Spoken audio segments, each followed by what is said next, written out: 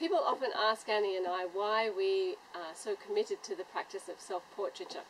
You know, we spend sort of a month every couple of years painting ourselves, looking at ourselves, photographing ourselves, drawing ourselves.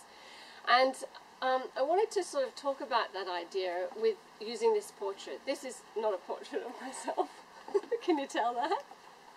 It's a portrait of author Peter Corris, and I've been painting him for about 6 months. This is the third piece that I've done on him.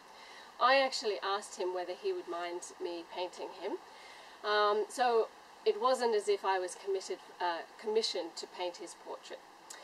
That raises in me a level of constraint that I feel I sort of want to do the right thing by him. Not that I think that he personally would care, but in making a portrait of another person, there's a sort of a psychological and emotional commitment that you have towards rendering, well, I should say I have, towards rendering a likeness of that person.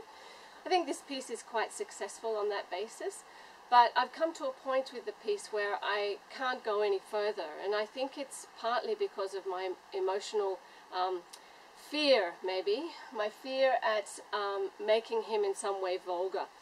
This sort of constraint that you feel in rendering another person on paper or canvas is quite different than the one that you feel when, or the freedom that you feel, I guess, when you're painting yourself.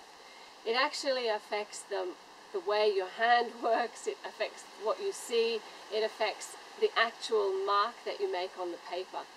And yeah, that's something that Annie and I talk about well, actually on a daily basis.